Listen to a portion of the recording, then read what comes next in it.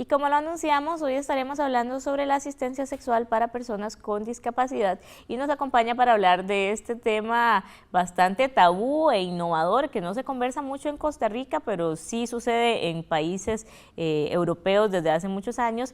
Está con nosotros Luis Flores de la Asociación de Zampa Inclusivo y también miembro del Comité de Información de las Organizaciones de Personas con Discapacidad, quien justamente viajó a capacitarse en este tema. Luis, bienvenido al programa y gracias por acompañarnos. No, Mari, más bien muchísimas gracias por lo que ha sido, por la invitación y el llegar y comentar acá sobre lo que ha sido esta experiencia. Creo que va a ser algo muy enriquecedor para todos y para todas. Eso es bueno, es un tema que mucha gente le sorprenderá, ¿verdad? Tener asistentes sexuales para personas con discapacidad. ¿Qué es la asistencia sexual o cómo podríamos definir en qué consiste? Sí, bueno, aquí es lo más importante poder también llegar y diferenciar entre lo que es un asistente personal para una persona con discapacidad a un asistente sexual. El asistente personal para la persona con discapacidad va a estar siempre esa figura en la cual está colaborando para que esa persona pueda tener sus actividades cotidianas sin ningún tipo de barreras, sin ningún tipo de impedimento. Ahora bien, el asistente sexual para la persona con discapacidad lo que viene aquí a hacer es convertirse como las manos de esa persona. Toda aquella persona con algún tipo de discapacidad que no pueda tener lo que es el acceso a su propio cuerpo, viene esta figura a colaborar para que por medio de lo que es de su sexualidad, ¿verdad? De conocimiento de su cuerpo, pueda tener un mayor empoderamiento y pueda llegar a tener acceso hasta su propio cuerpo. Es increíble ver cómo hay personas que hablamos mucho sobre lo que son accesos a infraestructura, accesos a diferentes áreas, pero hay gente que ni siquiera ha tenido acceso a su propio cuerpo. Y también, bueno, que esto de que no se hable de este tema de asistencia sexual también va de la mano con muchos estereotipos sobre la sexualidad o la vida sexual de las personas con discapacidad. Sigue existiendo muchos mitos de que no tienen esas necesidades o que no tienen ese derecho al acceso a disfrutar de su cuerpo, a mantener relaciones coitales o relaciones afectivas, sexuales, etcétera. ¿Cuáles son los principales mitos que hacen que la gente de repente rechace hablar de este tema, ¿verdad? O que no se sienta con la información suficiente para hablarlo? Creo que ahí viene uno de lo que es del principal, que es del modelo que estamos hablando que es tradicional, en donde se puede llegar a pensar de que la población con discapacidad somos angelitos, o se puede llegar a pensar de que, mira, somos totalmente asexuados. Entonces, por ahí es donde se va un poco lo que es de esa parte en donde se llega a estigmatizar y se llega a etiquetar de que la población con discapacidad en sí no tiene una vida sexual, y menos el llegar y comentar que no tiene una vida sexual saludable, ¿verdad? Entonces, son las cosas de las que nosotros hemos ido observando, de ver que todavía se encuentran prejuicios como el de, por ejemplo, que si una persona, un hombre sordo con una mujer sorda, van a ser un hijo sordo o sorda, ¿verdad? El pensar de que, por ejemplo, con cuestiones con lo que es con discapacidad cognitiva, ya en los momentos en que la persona empieza en su autoexploración, ya es todo un caos para la familia y se vuelve prácticamente que está un trauma, ¿verdad? Para el mismo padre y para la madre o para lo que son los miembros de la familia. Son esos tipos de cosas en las que tenemos que ya empezar a abrirnos, empezar a conversar y que por medio de este diálogo poder ir haciendo diferentes tipos de campañas, de guías, de manuales para que la población con discapacidad que viene atrás de nosotros, ¿verdad? O bien sí, las personas que también que lo van adquiriendo ya tengan una mayor facilidad y podamos ver de que esto va a ser algo de un tema cotidiano. Y bueno, usted justamente viene regresando de un viaje en el que se capacitó sobre esto. ¿Hubo jornadas en donde se habló de este tema? Sí, estuve lo que fue en el mes de abril y mayo en España, justamente lo que fue en Barcelona. Ahí en Barcelona fue una experiencia increíble. Conocí a Antonio Centeno, que es uno de los líderes del movimiento de vida independiente de Barcelona y director de un documental que se llama Yes We Fuck. Es algo que fue increíble poder conversar con él y empezar a dialogar sobre lo que es en este sentido, la parte de lo que la persona que es asistente, obviamente la persona con discapacidad, va a venir a jugar un papel sumamente importante y que pueda llevar a hacer grandes cosas en lo que es en nuestra población, ¿verdad? Que tanto hemos tenido esa vulnerabilidad en ese tema. Ya habíamos empezado como a hablar de lo básico, ¿verdad? Los conceptos sobre este tema, Luis, pero también algunos casos que pudiéramos ver para entender la necesidad de que exista esta figura para que la persona con discapacidad que así lo requiera pueda acceder a sus derechos sexuales, a su cuerpo y demás, ¿verdad? El tema de personas que por su condición de discapacidad se les dificulta o se les imposibilita la masturbación, también parejas en las que ambos requieren apoyo, ¿verdad? Entonces, ejemplificar algunas de las acciones que vendría a desarrollar esta persona asistente sexual.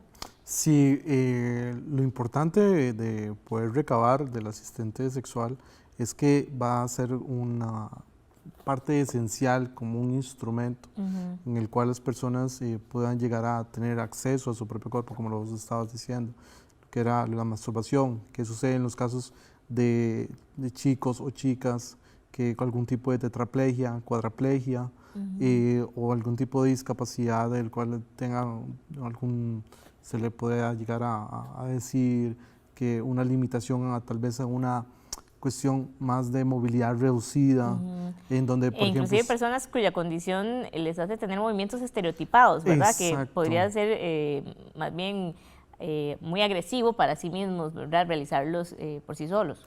Exacto. Sucede mucho y que hay casos en donde hay parejas en lo que dicen, mira, es que ya estamos cansados de una sola posición, ¿verdad? Y al asistente lo que viene acá, que para nosotros, ¿verdad? Que hemos estado analizando mucho lo que es en ese tema y que es importante que podamos empezar con una conversación para también nosotros construir propiamente con nuestra idiosincrasia este asistente sexual, ¿verdad? Lo que es la figura, vendría más que todo, creo que a llevar el empoderamiento y también, ¿por qué no?, la educación, ¿verdad? El educar tanto a lo que es a la persona con discapacidad, en dicho caso, que llámese, por ejemplo, que es como estabas diciendo, la masturbación en posiciones con pareja que tengan, y hasta bien a la misma población sin discapacidad, ¿verdad? Sobre lo que sí en este tipo de temas, en los que nuevamente, como le decimos, es increíble, es el tabú el cual se ve y que no se conversan, sobre todo lo que son en las familias. Y bueno, justamente que ustedes estaban en España en estas jornadas sobre este tema, hay países como Dinamarca en donde ese perfil de la asistencia sexual está muy definido, es financiado por el Estado y se entiende como un tema de acceso a un servicio de salud pública, ¿verdad? Usted decía, bueno, también nosotros tendríamos que venir a repensar cómo, con esos ejemplos, aplicarlo a las características propias del país, pero ¿considera que existirían trabas de la gente de entender esto como un tema de salud pública, un derecho a la salud? Claro, imagínate que, bueno, yo estuve en la primera jornada de sexualidad y discapacidad de la provincia de Reus, que eso es parte de lo que es de la región de Cataluña.